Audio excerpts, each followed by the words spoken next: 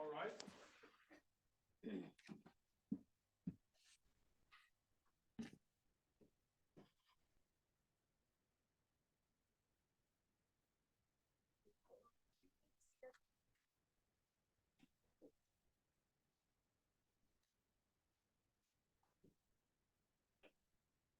Good afternoon, Madam Justice. Good afternoon, Madam Court Reporter. Good afternoon, Chief Tanji.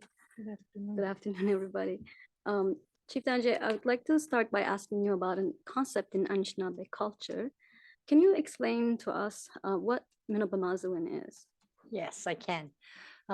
Minobamazuin is walking a good life, and some people refer to it as the red road, but it means walking in a balanced way. Every individual has four aspects that make us up. That's your physical, emotional, mental, and spiritual. And the teachings we receive as an Anishinaabe are that we have to do our very best to walk in balance through those four aspects of ourselves as individuals. And we do that by using the seven grandfather teachings, the teachings of love, respect, humility, bravery, wisdom, honesty, and truth. And if we are able to follow those seven grandfather teachings, then we are walking in a balanced way. For that. Is caring for others part of Minobamazuin? It's a portion, because if we're looking at the seven grandfather teachings and we're talking about and we're using love and respect and bravery, sometimes we need to be brave to care for others. But if we're using those seven grandfather teachings, then caring becomes a part of who we are and the way we walk as individuals. And that's what it's really all about. Minobamazuin is a lifetime of walking the good path. Mm-hmm. And do the things needed to pursue Minobamazuin change over time? The principles and values of Minobamazuin remain the same. They've been the same from the beginning of time, and they'll continue to be the same until the end of time. What changes is the path and what we use to walk that path of Minobamazuin. Just as an example, I'll share with you before European contact. Our ancestors used and worked in a way that was a good life. They understood and fully developed Minobamazuin. We had people who were hunters, people who were gatherers, medicine people, and everybody were specialists in their specific fields, but they all came together to ensure that the whole community had a good life. And we do the same today as chief and council. And so what are the, okay, so your ancestors, what kind of resources would they have needed to pursue Minobamazuin? And what kind of resources do you need today to pursue Minobamazuin? Well, before the coming of Europeans, they used the resources of the land, and they used them so well that the Jesuit priests and the newcomers talked about how there was an abundance in this land on Turtle Island. And what they did was, our ancestors always knew that you could not take everything. You had to save for next year, the year after, future generations. So they invested in the land and the resources. And that's what they used for their livelihood before European contact. And for us today, we can't live in the way that our ancestors did. There is no more lands available for us to use if we wanted to live in the way our ancestors did. It's all taken up for with resource extraction permits and other instruments that the provincial and federal government uses, particularly the provincial government. So today we need to be able to have Minobemazwen live a good life. We have to really ensure that we have some form of dollars and cents, because in this world today, money is absolutely required. Our horses don't eat grass anymore. We have to pay for gas. We can't, our food security is not what it used to be. We have to go to the grocery store and buy food nowadays. And it creates a huge struggle for our people who are living in poverty, and particularly our elders, single mothers with children. If they don't have a good education to have jobs that pay well, if they're having to work in some of the service jobs where they might get minimum wage, it's really difficult for them to thrive. They can't thrive. They're only surviving. And we as leaders of our nations, we have to ensure that our children into the next 7 generations are able to thrive. And our people who are alive today, they need to thrive, not just survive, but we owe it to them to ensure that the wealth of the lands, our lands, Indigenous lands, the wealth of those lands and resources are used so that our people can also thrive. Because we see the trucks going by our communities and our homes, and the resources are being extracted at such a fast pace today that and we don't receive the benefits of that. Every other Ontarian and Canadian receive benefits from our natural resources. And the thing that's really disturbing about all of that is that every other nation can go home to their homelands. Indigenous people, this is our home. There's no place else to go. Chief, you mentioned that you needed in today's world, I think you said monies and cents. So I just want to ask you for clarification. Since when did Minobemazwen require dollars and cents? Well, actually, it was the coming of the settlers that introduced dollars and cents into our lifestyles. And we've had a number of our communities always traded with Indigenous people, but we never had to trade for money. And nowadays, it's all about money. So I want to talk a little bit more about the role of money in the pursuit of Minobemazwen. What role, if any, does money have in achieving the 4 aspects of health that you mentioned: the spiritual, the emotional, physical, and the mental health? Well, I can tell you that in order for us to provide Minobemazwen for our citizens, or even help them to achieve Minobemazwen, because our ancestors were independent, proud people. They were able to let their children learn values, and they were there to guide but not interfere.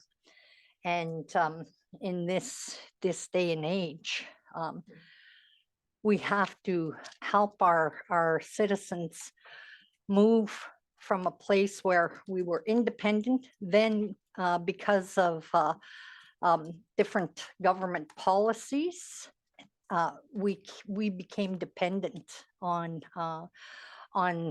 government services. And we had no choice because it was the law of the land that there was very specific things that Indigenous people could not do. And just leaving the reserve to go and hunt for food is a prime example of that. So we went from independent to dependent. And in today's world, we want our people to become independent again. Instead of being the victims that the government of Canada and Ontario made them into, we want our people to be victors that are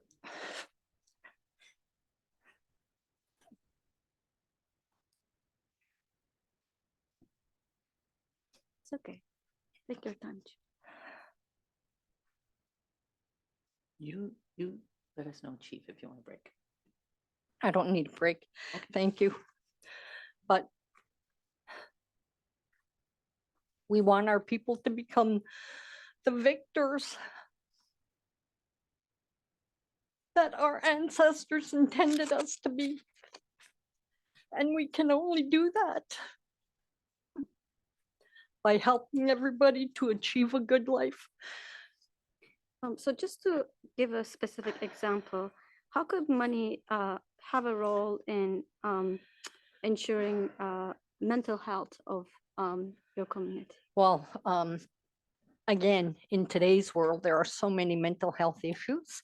We need to have psychologists and counselors and mental health facilities to help people understand what they're going through, first of all, because what they're going through is not something that they or our ancestors fully intended them to go through. Because our ancestors expected at the signing of the treaty, they expected that their descendants would have Minobemazewin for at least the next 7 generations. Because the signing of the treaty, where our ancestors shared our very, very best, the God-given gifts, the gifts that were given to us by Creator, our ancestors shared those beautiful gifts with the settlers, and they expected that those settlers would share their very best gifts too. And what we come to understand today is that their very best is money. They're taking the money from the land, they're reaping the benefits of the resources, and they're not sharing with us. And that's not what our ancestors intended. So would they have only expected money to be shared by Europeans, or were No, they would also have expected, there was a reciprocity that was occurring in that relationship. And our ancestors shared our very best. And they expected that the settlers would share their very best, including money, but also the instruments that they use, the guns, the metal pots.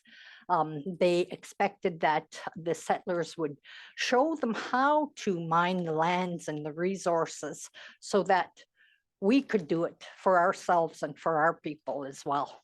Miigwech, Chief? So if your community had more resources, what would you do to assist your community to achieve the mental health aspect of Minobemazewin?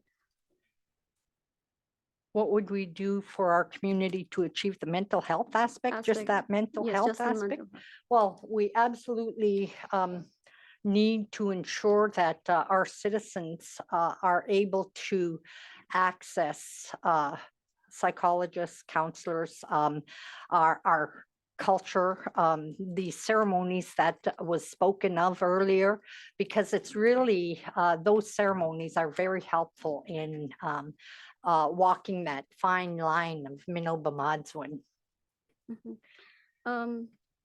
You've talked about your ancestors saving for the future in their pursuit of Minobemazewin. Does Minobemazewin require saving and investing for the future? It absolutely does. It did before the settlers came over, and it continues. And especially in this day and age where you can't even go out of the door when you're in the city, and and not pay for something.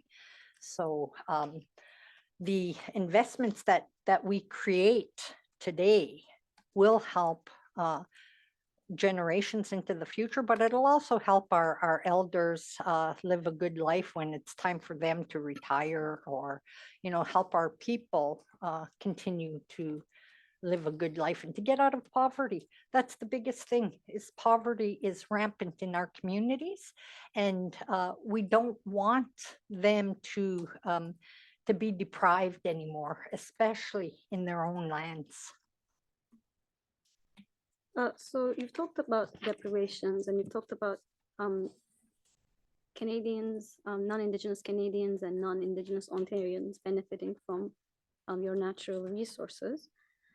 Would it be enough to reach Minobamazwan if your citizens had access to the resources and opportunities that an average person in Canada does? Would that be enough to reach Minobamazwan? That would be a beginning. But we're talking here about multi-generational effects of grief and trauma. And it's not going to change overnight. It's going to take some generations for that to happen. Miigwech Chief, and you've mentioned your leadership and how your leadership considers Minobamazwan in your decision making, and we'll get to that in detail later on. But I want to ask you a general question. Does Minobamazwan factor into Anishinaabe leaders' governance of their nations? It absolutely does. It's part of who we are as a people.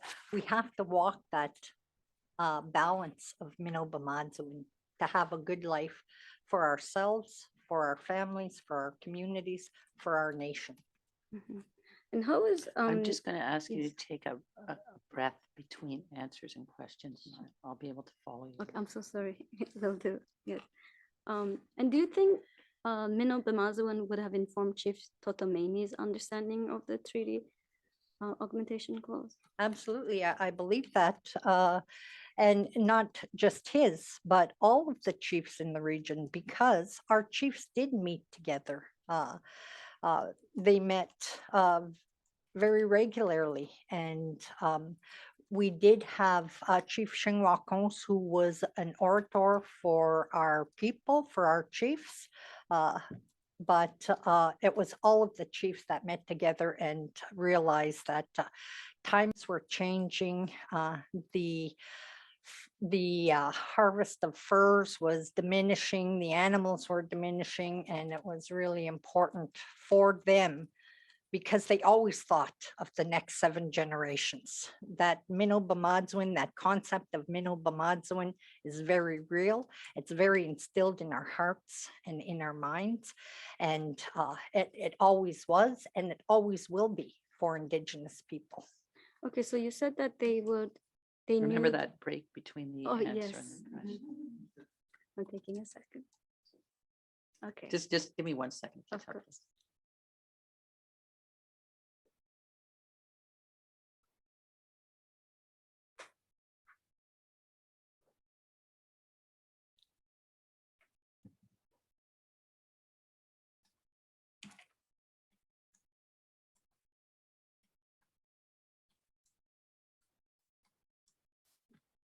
Go ahead.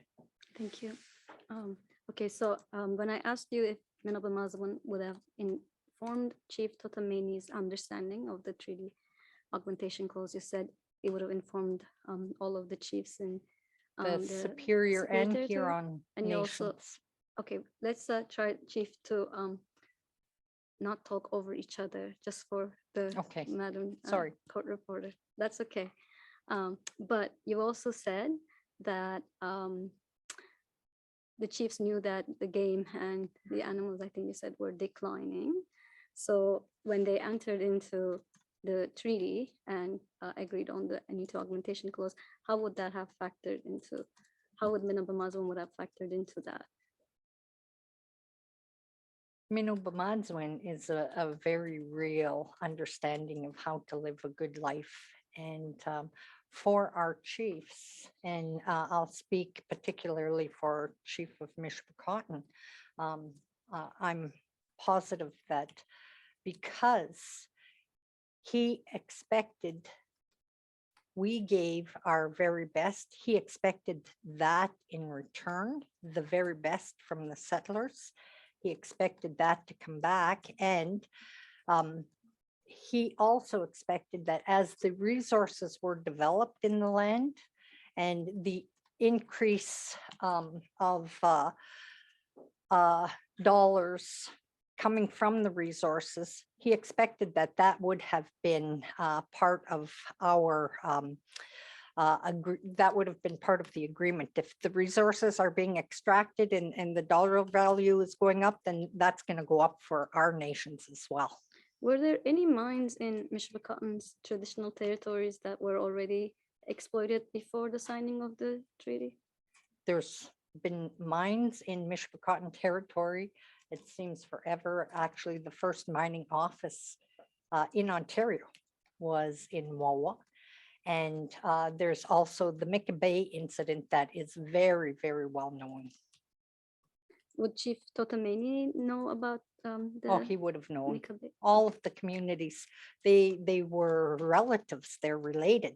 They knew what was going on in their territories. So just so that we understand, where is Mika Bay in relation to Mishpekotten? Well, it's going towards Sault Ste. Marie. So it is a little bit of a distance, but our people traveled the lands and the rivers regularly. So how far would you say is that How far? from Wawa, let's say, to Mika Bay? I would say maybe 2 hours in the vehicle. Okay. Just wanted to get a sense of its closeness to where you are right now. But is that within your traditional territories, the Mika Bay mine? Yeah, it's in shared territories. Okay, thank you. Now I want to turn to you and your council's decision-making process. How is Mishpekotten's government decision-making process informed by Men of the Muslim? We've developed, since I became chief, we developed a strategy, a 5-year strategy, and within it, we realized that we needed to revise our mission. And it now includes the fact that we want to ensure Minobamadzwin for present day and future generations. Thank you. And do you have any specific policies and programs to facilitate Men of the Muslim for your We do. citizens? We do. We have a better living policy that was established in 2008. And we also have a funeral policy. Do you want me to talk about those policies? Yes, I was giving a moment to Justice to write our notes. Go ahead. Okay, so You're a good pair yes. on the same speed. Thank you. Okay, let's just talk briefly about the Better Living Policy. Can you tell us what the Better Living Policy is? Yes, I can. The Better Living Policy was established in 2008 from one of the specific claim settlement. The boundary claim settlement established the Better Living Policy. And with that policy in 2008, we had a little more than 600 citizens. And the Council of the Day created a reimbursement of $1,500 per citizen. And the different receipts that could be claimed for that reimbursement cover everything except alcohol and drugs. Are there categories specified in the Better Living Policy? Yeah, there are categories. There are a number of categories which I'm likely going to miss some of them, but some of them include health care, home maintenance, housing, rent, groceries, the necessities of life. Education could be part of that. Gym memberships. There's a wide variety of things that could be accessed. But like I said earlier, we do not we do not cover, we do not accept receipts for alcohol and drugs. Mhm. Everything else is acceptable. So you said in 2008, it was $1,500 per person. Mhm. What is it right now? Right now, we're offering $1,200 a person, and we've had to decrease it since I became chief. Our council recognized that we were beginning to take some of the principle of that investment, and we didn't want to take the principal. And the reason why we were having to take the principal is because of the increase in population. The growth in population really made the decision for past councils to well, it made the decision for us to decrease the policy. We first of all brought it down to $900 because it was no longer sustainable at $1,500 unless we entered into the principal, and we only wanted to use the interest so that the principal of that trust fund could grow for future generations. So after a couple of years of it being $900, we've increased it now to $1,200, and our intent is to get the principal back to where it was and even grow the principal so that we can potentially have further increases for our citizens. Thank you. So that's your better living policy, and then you have a funeral policy you mentioned. That's right. Our funeral policy allows for $10,000 for the families of every one of our citizens that passes.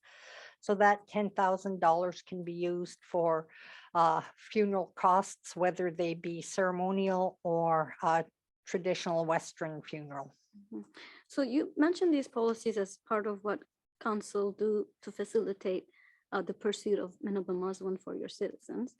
And right now, it's $1,200 per person for the better living policy, and then $10,000 per person for the funeral policy. Correct. Are those amounts enough to reach Minabba Mazwan? Those amounts just barely scratch the surface. Thank you. So we've talked about these policies that are that council has for your citizens. Have council identified priority areas for your community to pursue Minabba Mazwan if you have more resources? We absolutely have. And earlier this morning, I spoke about the need to increase the capacity within our water treatment plant. That's absolutely a need. To increase housing, that's absolutely a need. We need to be able to access more lands for our citizens.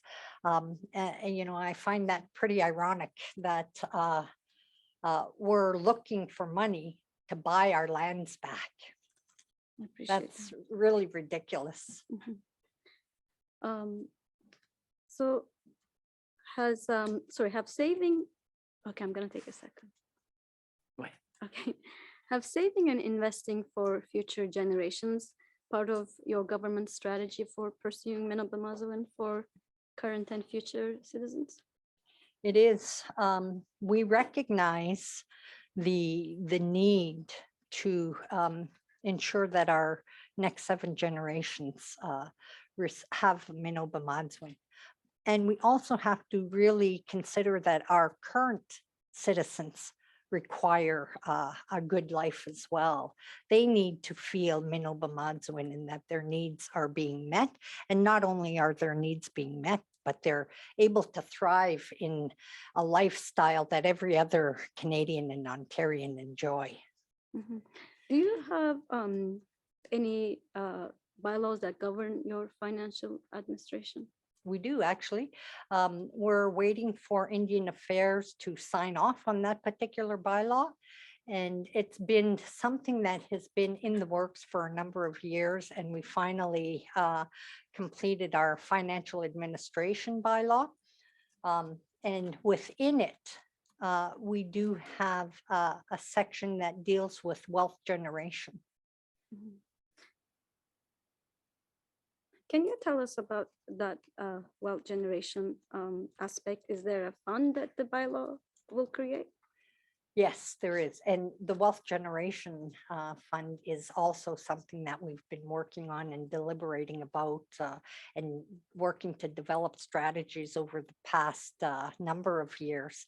I think even almost since 2019, we began talking about wealth generation because we, just as our ancestors before us, recognize, we know that we have to ensure that our next 7 generations are able to live a good life. So what revenues that you receive will go into the wealth generation fund? Well, earlier I talked about Mishawaka only now receiving impact benefit agreements with mining companies and energy companies, different resource users on our land base. And with those own source revenues, our financial administration bylaw is going to see 60% of all of our own source revenues being invested for the next 15 years. And the remaining 40% is divided into 2 categories. One goes into our consolidated revenues fund so that we can have access to dollars that we might need to use in the community for infrastructure or whatever it is that chief and council of the day feel is a high priority that could be used for that. And then the remaining 20% will go to our citizens for programs and services. Thank you, Chief.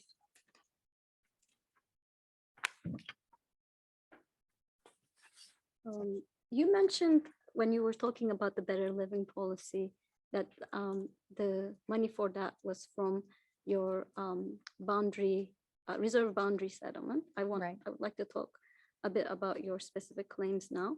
But before we get to that, are there any other specific claims that you settled that had monetary compensation included in the settlement? Yes, there were. There were the Algoma Central Railway claims where Mishawaka did receive dollars. And when was that settled?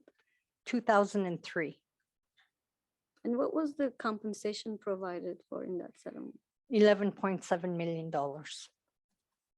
And was there a trust fund created out of that settlement? Yes, there is. And the trust fund continues today. That specific trust fund is, the trustees are Mishawaka citizens. Can chief and council be a trustee of the community trust? No. And how much money of that $11.7 million, how much of it do you know? Remember how much of it was invested in the trust? I think it was $8 million. Thank you. And were there any per capita distributions made to members out of the $11.7 million? Yes, there was $2,000 per citizen that was distributed.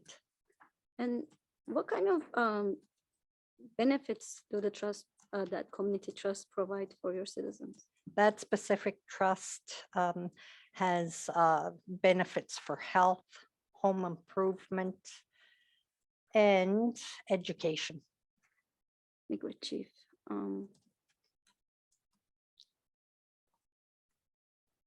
Now, I would like to talk about the reserve boundary settlement.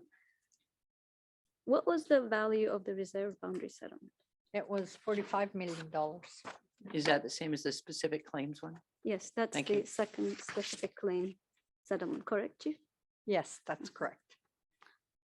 Were there any per capita distributions made to your citizens from the reserve boundary claim settlement? Yes, there were. Each citizen alive at the signing of the agreement in 2008 received $20,000. And what about the minors at the time? Those people who were born in 2008 and hadn't attained the age of 18, that money is held in trust for them until they reach 18, and then they receive $20,000 plus the interest. Okay, and initially, when you distributed 20,000 per capita to your citizen, how much of the 45 million, what percentage of it was distributed as per capita distributions? 28%. So the remaining 32 million, what happened to that? It was put in trust. And the share of the minors, is it paid from the interest? Our trust agreement says that it could be paid from the principal, but because we want that principal to grow, we're using the interest only. Thank you. And what's the objective of the trust? The objective is to maximize returns while maintaining capital. And the is it the objective of the boundary settlement trust in terms of who it's benefiting? Is it your current populations, or is it for current and future populations? It's for current and future populations. And what's the time horizon of the boundary claim settlement trust? A minimum of 40 years. So you told us that funds could be withdrawn from the trust capital. What percentage of funds can be withdrawn from the trust capital? 4%. And is there a requirement to pay back?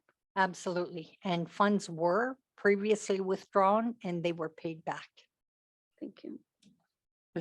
Withdrawn by the council? By the council. And was it withdrawn by council to be able to pay the minors, or was it for the Better Living program? You know, I wasn't on council at that time, so I'm not really clear. That's okay, thank you. So how are interest earnings used from the boundary claim settlement? You've mentioned you use it for the Better Living policy. Are there any other expenditures that the interest earnings are used for from the boundary claim settlement trust? Yeah, the funeral policy. Mhm. And per capita distribution Oh, of minors. That's right, the per capita distribution, but I see that as being part and parcel of the Better Living. Mhm. What is the current value of the trust? It's currently at $29 million. Okay. So what was it in 2021? In 2021, it was at $32 million. Okay, so the value of the trust went down by 3 million. Yeah. And it was 32 million when you first created it. Yes, Why did the value of the trust go down? fluctuating markets.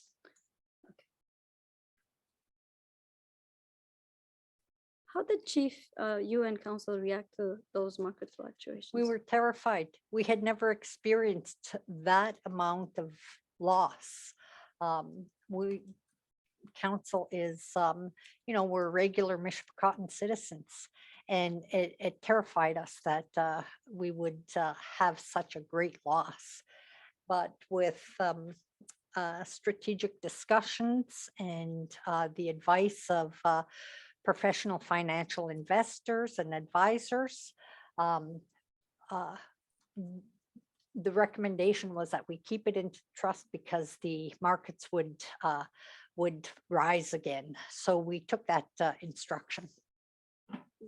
So did that include your investment manager as well? The advisors that you consulted with? Yes. Thank you. Okay, so you got your advice from your current investment manager to continue keeping your funds there, correct? Yeah. Okay, so I want to talk about Mishpecotton's history of retaining investment managers for the Okay. reserve boundary settlement. Who is your current investment manager? Our current investment manager is AGF And when did you hire AGF? in 2020. And who was your investment manager before that? TD. When did you hire TD as your investment manager? In, I believe it was in 2012.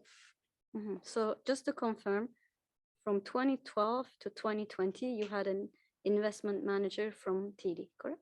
Correct. Thank you. So before Ms. Bekaran hired TD as your investment manager, was there an investment manager who managed your funds from the inception of the trust in 2008 to 2012? Actually, from 2008 to 2012, we had a trustee, but not an investment manager. Mhm. Okay, thank you for that. And do you know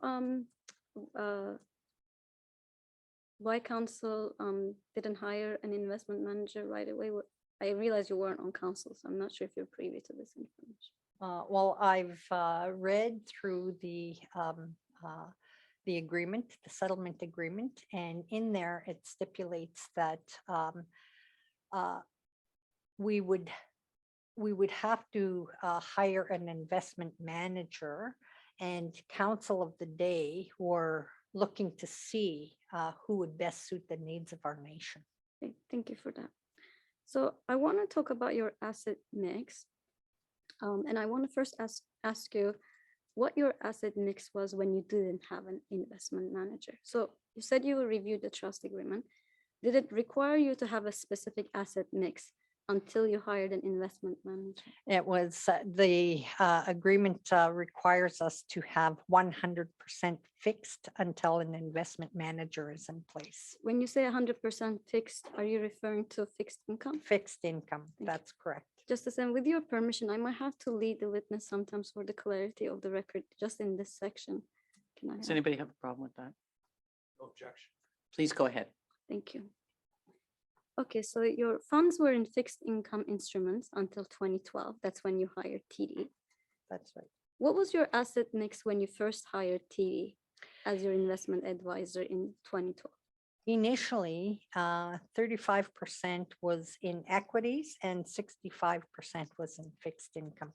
Okay, so was that for 5 years from 2012 to 2017? That's correct. Mhm. And in 2017, you became chief? Yeah. When you became chief, did you switch the asset mix? We did. Actually, we moved 40% into fixed and 60% into equities. Mhm. And do you recall why that decision was made? Because we didn't think that the initial investment was aggressive enough for us. Thank you.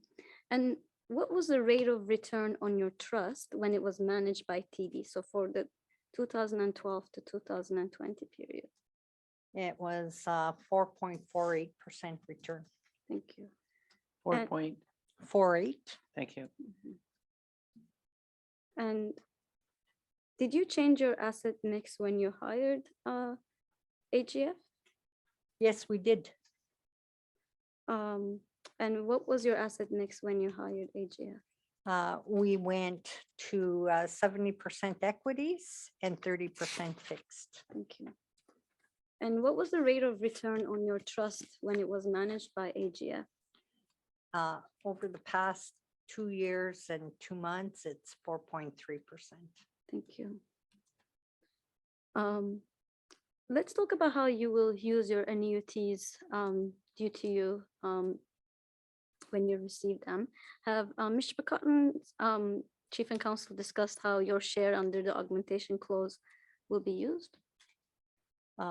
Yes, we are in those discussions. And what we see happening, if we do receive the annuities within the next 15 years, they will be supported by our wealth generation plan.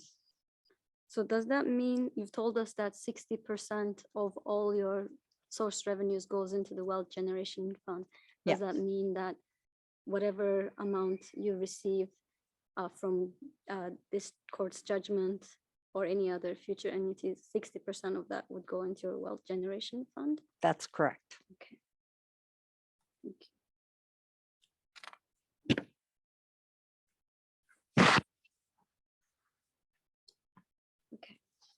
So since this court's finding in 2018 that the Crown has an obligation to enhance the treaty annuity, have Canada or Ontario consulted with Mishpecotton on the implementation of the annuity augmentation clause? Not 2 words. There's been no consultation at all. Could No I- communication. Yes, Justin. Could I have the end of your question? Sure. Have Canada and Ontario Ontario consulted with? Mishpecotton on the implementation on- of the annuity augmentation clause. Thank you. And Yes, Chief. you obviously heard the question. 'cause you have I an heard answer. the question and Yes. there's been no consultation whatsoever. And what are your expectations for the implementation of the annuity augmentation clause? Well, what I expect is what our ancestors expected, and that would be reciprocity. That would be respect. That would mean that the Canadian and provincial government would begin to be responsible for the words that they use. They would be respectful of their relationship with Indigenous people, and there would be a renewed relationship. This has to change. This doesn't work for us, and it doesn't work for Canada and Ontario either. But our people have been living in poverty for generations since the signing of the treaties, and that has to stop. It has to stop. Mhm. And the other thing that I want to mention is Creator gave us the responsibility to look after the lands and the resources. And something that I would expect is that there's no more talk about we'll consider Indigenous perspectives. None of that.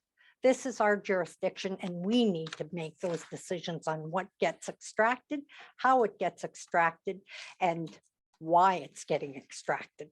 It's not so that some big company can have billions and billions of dollars while raping our resources. That has to change.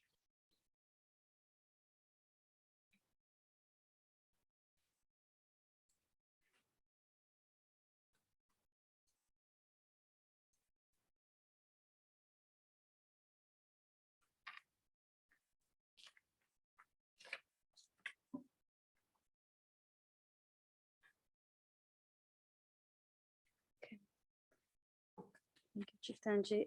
You were in attendance this morning when Elder Goodchild. Oh, okay. When Elder Goodchild gave his testimony, correct? Correct. You listened to his testimony, I did. and he shared with us the deprivations he experienced, and his members of his community in his Platte experience growing Mhm. up. He talked about the poverty and the impacts of that poverty on him. Is that something that you observed in your community in the Anishinaabeg of the Robinson Superior Treaty when you were growing up? I realize you're close in age. He's 66 and you're 64. So I wanted to see if you could relate to his experiences. I can absolutely relate. Those are common experiences that happen to many, many Indigenous people and families and communities. You know, the poverties that were experienced were experienced by many, and our citizens.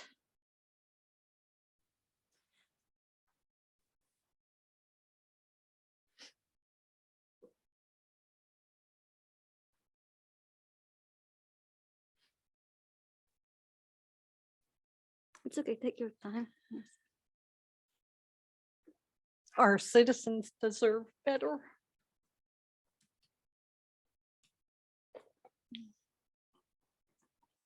I've said a couple of times now that many, many people, except for Indigenous people, have a good life living off the resources of the land.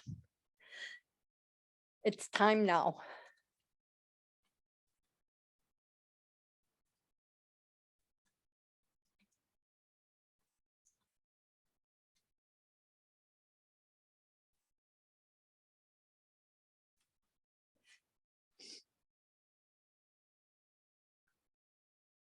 And it's time for our families, our children, our elders to have a good life from the resources of this land. This is their land. Miigwech, Chief. They need to have what every other Ontarian and every other Canadian is experiencing. And in terms of dollar figures, what would it take to bridge those disparities between non-Indigenous and Indigenous people in the Robinson Superior Territory? There's such wide gaps of poverty, of disparities between Indigenous and non-Indigenous people. The gaps are so wide. Professor Stiglitz just talked about 150 to 190 billion dollars. I personally think that would only be scratching the surface. It's like an iceberg. You see the tip of it, but the bigger problem is underneath. And it's not being recognized. Poverty is a part of that, but there's so many other things. Our families have the highest rates of incarceration, have the highest rates of addictions, mental illnesses. That's going to take billions and years to achieve just what every other Canadian and Ontarian has. It's not even going to, it's not going to make us have more than what anybody else has. We're just going to be at a more level playing field. And it's absolutely needed in this country, in this province. Miigwech, Chief. Justice, I'm almost done with my examination in chief. I would like to confer with my counsel before I concluded. Can I have 5 minutes? Well, why don't we take a break? Is there a plan to do more today than finish with this witness? Yes, There there was. is. Re-examination plan for Counselor So should we take a break? Will you be able to go right into Counselor Solomon? Yeah, if we take a 15-minute break. Let's Once take a you're break. back from the break, then And give the Crowns time to conduct their crosses? We can go as long as need be today. Well, that wasn't my question. Oh, okay, but yes, that does help. But do you think you need a long time? No, Your Honor. Okay. And Mr. Rankin? Yes, I think. All right. Why don't we take the break then, and you'll be able, once the crosses are done, once Ms. Turner is done, the crosses are done, any other examinations, then we'll go to Ms. Solomon. Okay. That sound good? Thank you. Thank you. All rise.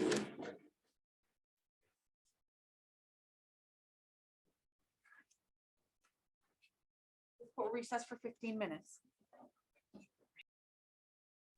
All right.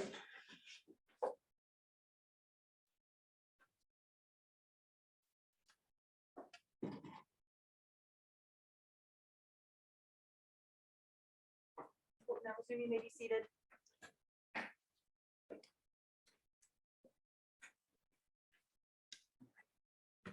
Good afternoon again, everybody. Justice, I just have 2 questions for Chief Tanji. Chief, one of the questions I have for you is a clarification question. We talked about the rate of returns on your trust when it was managed by TD, and then we talked about when it was managed by AGF. Correct. I want to confirm that when we talked about 4.48%, that was a real rate of return after deduction for inflation. Can you confirm that for me? Yes, it was. Thank you. And when we talk about the 4.3%, that's the rate of return under AGF. That's a nominal rate of return before inflation is deducted. Can you confirm that for me? That's correct. Thank you very much. Oh. So the First one is a real. first one was TD? Yes, TD. And the second one is nominal, and that's AGF. Thank you. Thank you very much. And the last question I have for you, Chief, is when we talked about the time horizon for the Boundary Claim Settlement Trust, you said that it was a minimum of 40 years. What happens after that? Well, I can tell you that as Indigenous people, we've been here since time immemorial. Our past chiefs have created settlement trust funds. We're creating trust funds, and I'm because of who we are as a people and wanting to ensure that our next 7 generations have Minobamadzwin. I'm confident that future chiefs will also create trust funds as needed, and that'll happen until the end of time. Mhm. And would you describe? Sorry, Yes. you're saying that the 40-year time frame that you That named, I named. you're satisfied that that actually be till the end of time if you keep going with that practice? I am. those- I'm confident that the leadership of Mishpa Cotton will continue to invest in future generations. So is your understanding that they will continue keeping the monies in that same trust? Because you mentioned they might create other trust funds, but in terms of that specific trust fund, would they continue investing in that trust fund, do you think? I think it would be wise to do so, but what future councils decide is not up to me today. But I think that they would. The whole point of investment is to ensure that our future generations receive Minobamadzwin, and if for some reason or other, they find another strategy that might be more effective, they may very well engage in another trust fund. But I believe that they will take a look at the picture as a whole and not just look at one piece of it, because that's who we are as a people. We look at the whole picture, and it's we ensure that our decisions that we make today are not only for us today, but for our future generations while still honoring the past. So there might be another instrument that they find in the future. And who's to say in 100 years from now that there's not something that they may choose to invest in that is not here with us today. I understand. Okay. That concludes my examination in chief. Miigwech, Chief Miigwech, to you, Chief Tanji, for your evidence today. Miigwech. Okay, who's next? Chief Tanji, I was just about to say, I have no questions. Thank you, Chief Tanji Miigwech. Miigwech. Chief Tanji, I as well have no questions, but wanted to thank you very much. Thank you. Next.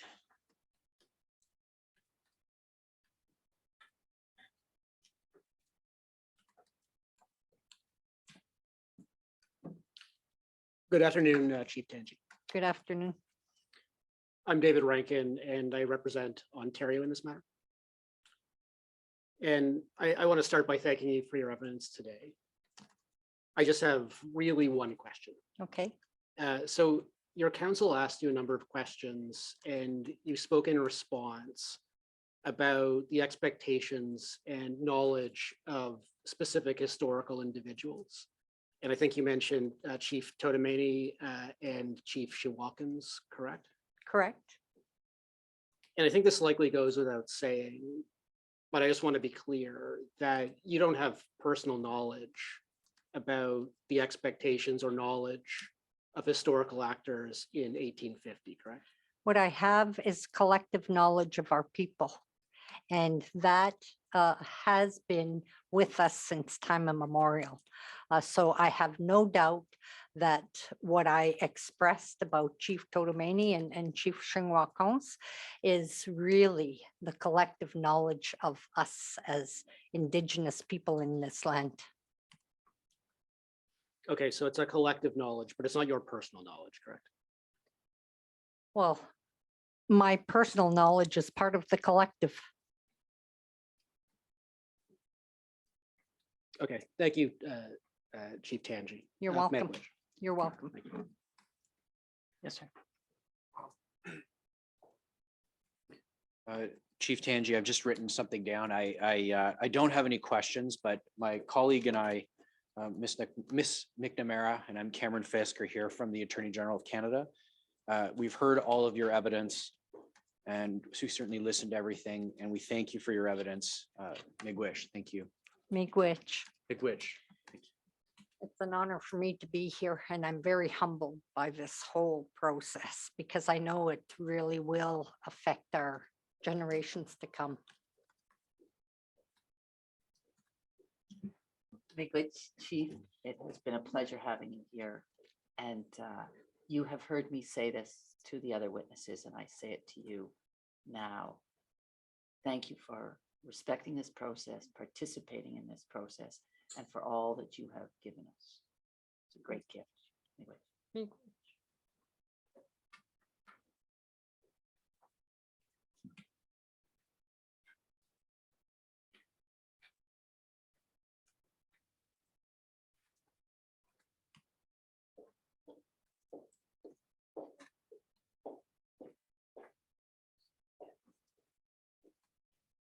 Our next witness is Counselor Michelle Solomon.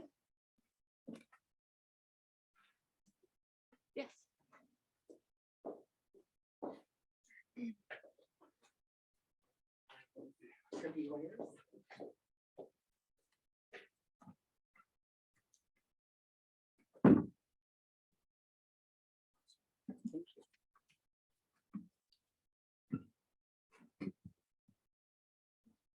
And Counselor Solomon has brought her own eagle feather and she would like to affirm using the eagle feather.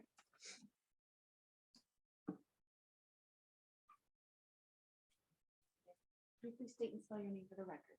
My name is Michelle Solomon, Michele. Solomon, Solomon. Do you solemnly affirm that the evidence to be given by you to the court touching the matters in question between the parties shall be the truth, the whole truth, and nothing but the truth? I do. Miigwech, Counselor Solomon, for joining us today. So today we've asked you to come here and share some of your knowledge to assist the court. So can you start by introducing yourself, please? Sure. Well, my given name, as I've been introduced, is Michelle Solomon. But I also have a spirit name. I have two spirit names. One I received when I was a little girl from an elder in my community, and it's Menedogijigo Quenzaz, which is little girl spirit in the sky. And the other name I received just a few years ago, and it's Oshki Mekana Ikwe. So that means new path woman. So I carry those names and I feast those names. And the other thing that's important for me to mention about myself is that I'm from Fort William First Nation, or an Mkiwaju. An Mkiwaju is a sacred mountain in my community, Thunder Mountain. And I'm Makwa Dodam, or Bear Clan. Thank you. So Counselor Solomon, how long have you been serving as a counselor at Fort William First Nation? The end of my eighth year in office is on April 14th, so nearly 8 years. And prior to serving as a counselor, can you tell us a little bit about your employment history? Sure. So before my work with Fort William First Nation as counsel, as part of the leadership there, I worked in mental health and addictions for about 15 years, working in a residential treatment facility that is in my community. And I also managed a methadone treatment center for about a year. So mostly mental health and addictions, and then some other adult education. And most recently, working as a manager at the Ontario Native Women's Association, community development manager for the last 5 years.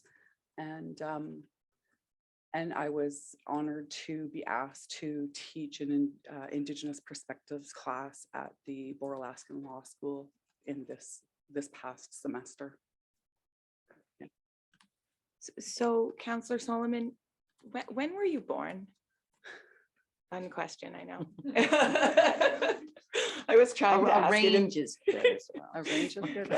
the precise date, I suppose, matters less. Okay, I was born in 1968. So I'm a grandmother. I'm 55 years old. Yeah. And where did you grow up? I grew up at Fort William First Nation. And what was it like growing up at Fort William First Nation? I mean, you know, it was at a time where you know, there was a lot of challenges, I think, for Indigenous people at that time with poverty, I'm gonna say. I lived in, I was here yesterday listening to Elder Goodchild talk about his life growing up, and you know, I really related to that in terms of, you know, the living conditions of the people there, the living conditions that I experienced growing up there, you know, with a home that was not well built, you know, single pane windows, you know, and I remember, you know, one of our kitchen windows having a crack in it, and that crack was sealed with tape. We didn't have plumbing in the house, so we had to get water from the lake. And you know, one of the things that stand out for me about childhood in the home I grew up in, or one of the homes I grew up in, was we had an old oil furnace for heat, and I remember bats coming in through the pipes of the furnace when I was a kid, and I just, yeah, and it happened frequently. It was really, I don't know, I just can't even imagine, you know, my children having, or my grandchildren having that same experience growing up. But so yeah, I mean, and it was at the time, it was only dirt roads. It was, you know, really thick bush driving out to where I lived. The hydro went out frequently. It's changed a lot today, but yeah, back then it was, there was a lot of things lacking. Yeah, Mhm. and so where did you go to school? So we were bused in by school bus from Fort William First Nation to the city. And, you know, I often reflect on those times as well. Because like it was the mission bus or the Indian bus, right? So, you know, even being fair skinned, going to school in the city, you know, I really didn't belong there, you know, and I grew up as a non-status Indian at Fort William First Nation. So, you know, I also had a strong sense of not belonging there either. So it was, those were really difficult times and really impacted me throughout my life, I'm gonna say. And in fact, you know, I have a memory from school, from grade 1, where a teacher made one of the students who was from Fort William First Nation stand up on a chair, and and she was very dark-skinned girl, long black hair with braids. And the teacher told everybody to laugh at her. I don't remember when, but this is a bit like why the teacher did this, but it's a very vivid memory for me that this teacher did this to this little girl, and it was really awful. Yeah. Wow. As you just testified, you grew up as a non-status. How and when did you get your status? So in 1985, there were changes to the Indian Act called Bill C-31. And those changes were made largely to remove some of the discriminatory aspects of the Indian Act that impacted largely Indigenous women and their children. So,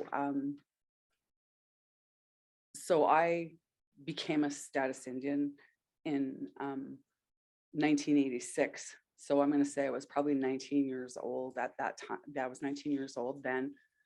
And, but like I had already had the negative experiences associated with those discriminatory aspects of the Indian Act. My mother had already had those experiences. And I can recall, non-status people really struggling. And then after those changes were made to the Indian Act, of course, communities, they were already struggling with really scarce resources to meet the needs of the people in the community. So, all of a sudden you have all these new members that belong to your community, but there was no new resources to, meet the additional needs of the additional people that, wanted to come home. So there was no additional resources for houses or, anything like that. And so it created, some challenges between the people. And so Councillor Solomon, where do you reside now? I reside at Fort Wayne First Nation. And where is that located? It's south of Thunder Bay. So it's from the nearest point to the city. It's really separated by about 5 minutes and a bridge that crosses the Kaministiquia River. However, where I live it's called Squaw Bay. It's part of the reserve. It's called Squaw Bay. And that's about 15 minutes from the city. Thank you. We had the great privilege, some of the council and the court, to attend a sweat lodge ceremony at Fort William in September of 2017. So I think some of us have very fond memories. And it's Hopefully really all of us. beautiful where I live. Yes. Like it really is. I mean, I understand that today. I didn't understand that as a child, that it was so beautiful and, so yes.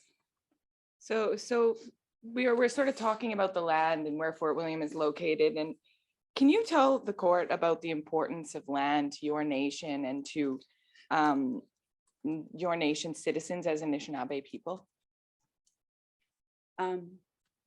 So Indigenous people, the Anishinaabe view of relationship to land for us is that it's a reciprocal relationship.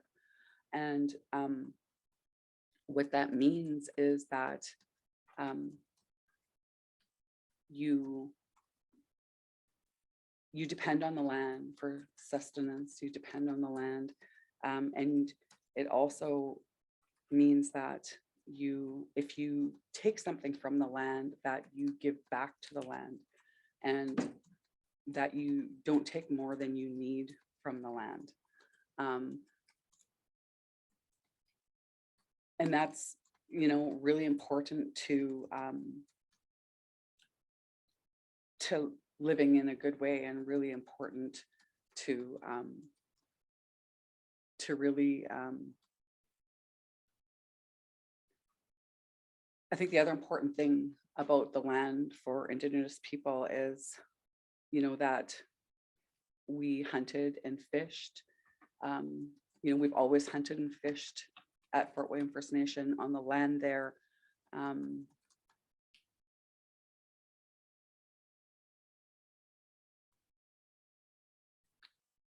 And also that, like, the land doesn't depend on us, but we depend on the land. Yeah, so you just testified that, an important part of Anishinaabe people's relationship to the land is not taking more than you need. Can you give us an example of that? So the example that comes to mind would be, so for hunting, as I said, you know, there's a lot of hunting that happens. So you wouldn't go kill 10 moose just because you can. You would kill a moose and feed your family. And so, you know, that, I guess, that would be an example of not taking more than you need, because why kill 10 moose if you only need one moose to get you through the winter? And you'd be sort of saving the other 9 moose. Presumably some might have other Absolutely. cat or might have cows. And then for the future generations, Right, you don't want to kill off the moose species in one winter because you're going to need those moose later down the road. And you also, other people are going to need those moose as well, so. so where, Councillor Solomon, where did you acquire your knowledge about Fort William First Nation?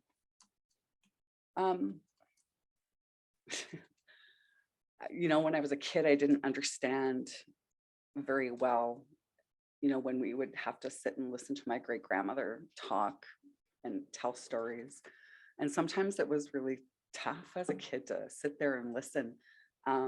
But, you know, I understand today the significance of the stories that she was telling us and how, you know, those were passed down to my mother, who was raised for many years by my great grandmother. And so, you know, from my great grandmother, my grandmother, my mother, and then, you know, I've also done a lot of research on my own about Fort William First Nation and its history, the history of the land and land takings that have happened there.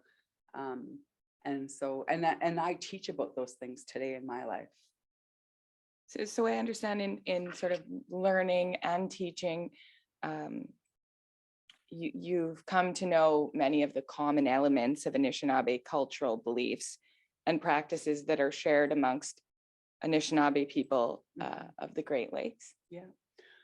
You know, like some of the things that I think are really common among the people, the Anishinaabe people, are, you know, the concept of the 7 grandfather teachings, the 13 grandmother moon teachings, Minopa Modzawin,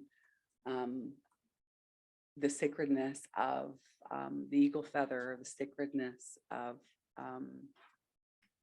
our bundles, our pipe, and even, you know, just respecting other than human life. So respecting all living things. Those are things that come to mind for me in terms of like commonalities amongst Anishinaabe people. And you mentioned one being Minoba Madzawin. Mhm. What is your understanding of Minoba Madzawin? Like at the most basic level, you know, what that means is living the good life, you know, and it translates to living the good life. And what is required to achieve Minoba Madzawin?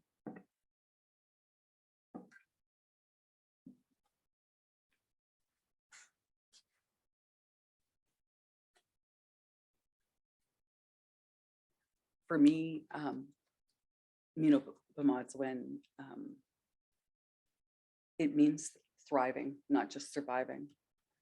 You know, I spent a lot of years of my life surviving, and those are really difficult times. And you know, as a in my whole childhood was about survival, and I don't believe that it's about just survival. I believe it's about thriving, and I've always felt like and believe that we want to give more to our children than we had. We want our children to have a better life than we had. And so that's why I believe that and I feel that strongly. And do you need financial resources to achieve Minoba-Madswin? Absolutely. I mean, I'm going to say there was probably a time where, financial resources were not as important, but in a monetary world that we live in today, it would be foolish to think that it doesn't require monetary resources to thrive. Truly, And yeah, sorry. that's it. Does the community have a role in helping its members achieve Minoba-Madswin? I can definitely say at Fort William First Nation, and I'm sure for other communities too, but for Fort William, I know that we have taken great effort and great strides to create Minoba-Madswin for the community and to help the community to reach Minoba-Madswin, to reach a good life through programs and services, but also through financial assistance and financial distributions that have happened in land claims and in other investments that we've made. So you talked about investing. Can you tell us about Fort William First Nation saving for the future?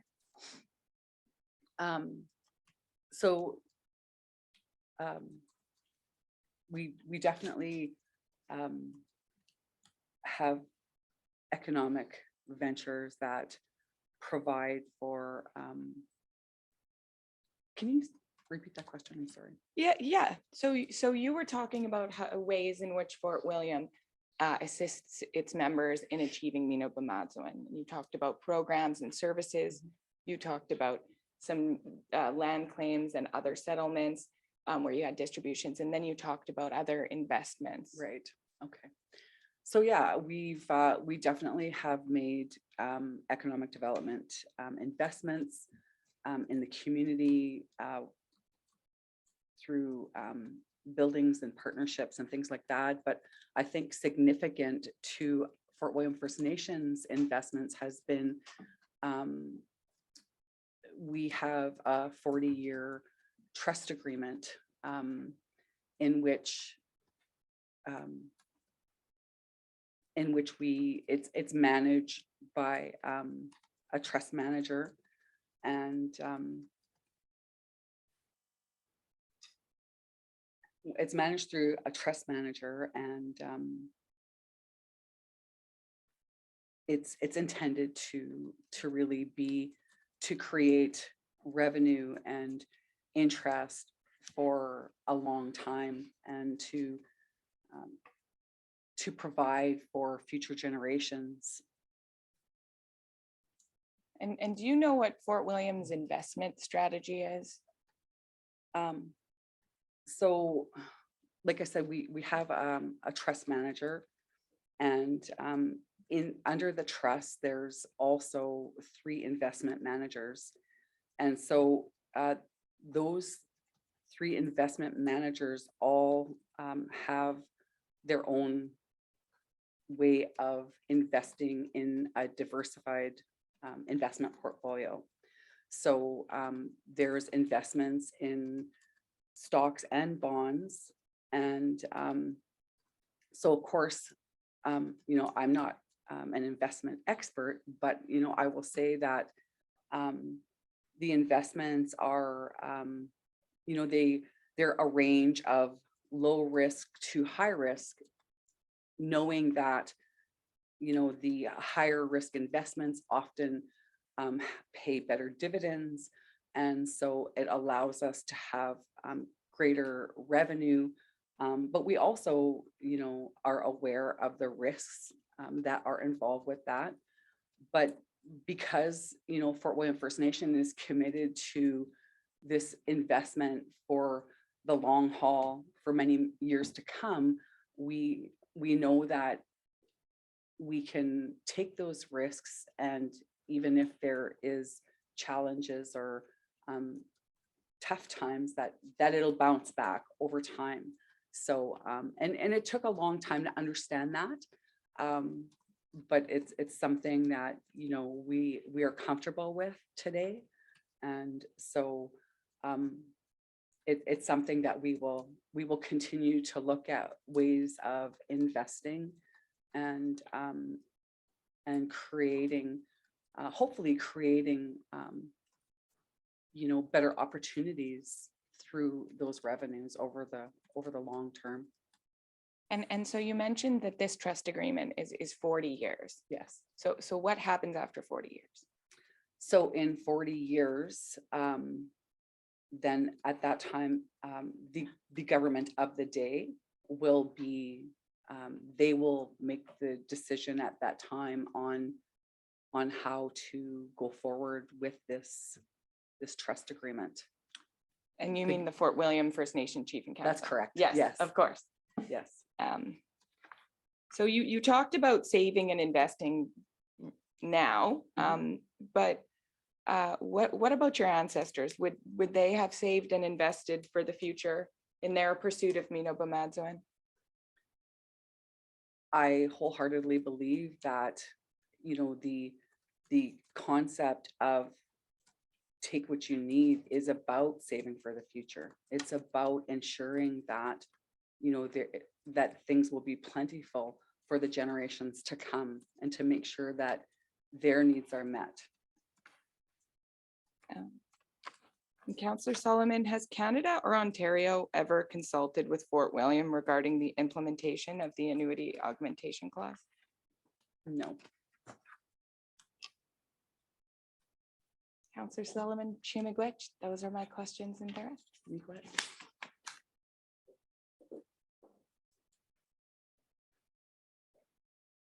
Thank you very much for your testimony, Councillor Solomon. I have no questions for you. Miigwech. Miigwech.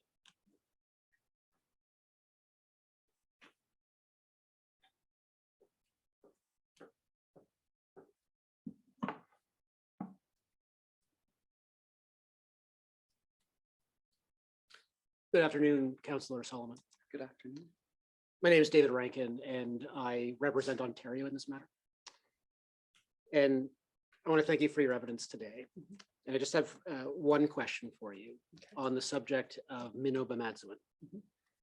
And I wonder whether you might tell us about somebody from your community, maybe an elder or a relative that in your view embodies the good life, Mino-Bemadzwen. I don't know that I could tell you about one person. I think that, you know, different people have been able to establish Mino-Bemadzwen in different ways. And so, you know, I really feel that those people who continue to do better for themselves and for their families through whatever means they're able to, they represent to me Mino-Bemadzwen.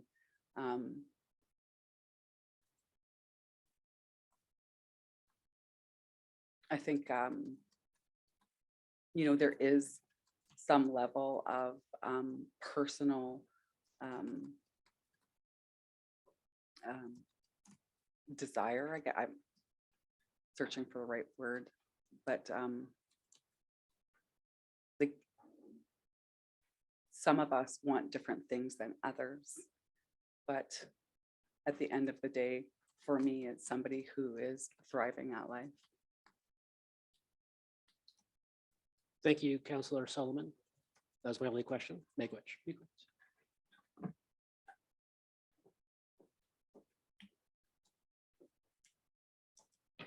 Hi, Councillor Solomon. My name is Rhiannon McNamara, and I'm here today on behalf of the Attorney General of Canada. I have no questions for you. I just wanted to say thank you so much for your testimony and evidence today. We've heard what you've had to say, and we appreciate you sharing your experiences with us. Miigwech. Thank you.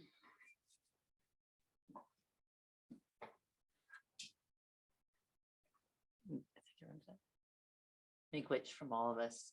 We know you've traveled a long way, and as I look out at the snow, I hope there is no complications to your travel plans and that you have a safe travel home. Miigwech for what you have brought to this proceeding. We all look forward to the testimony of leadership and elders and the perspective they bring to us.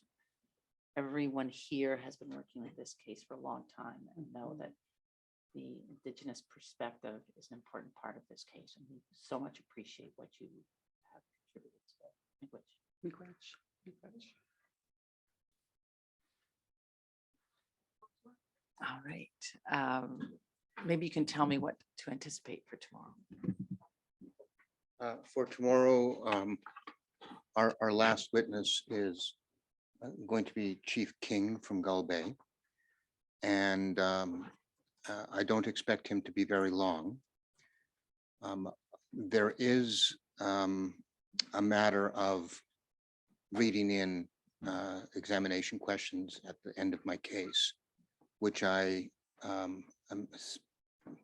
due to time crunches, I think I would prefer to do that on Monday morning and take 15 minutes of the court's time to do that, Okay. because I will not be ready to do it tomorrow.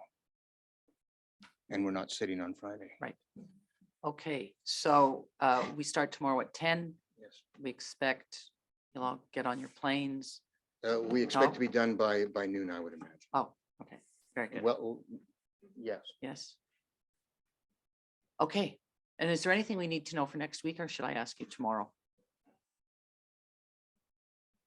Everything look like it's following the schedule for next week? Yes. Okay, Yes. very good. Thank you all. Tomorrow at 10. All rise.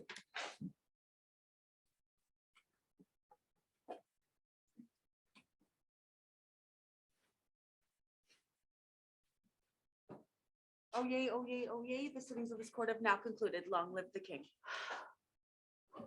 Is one of you starting your case?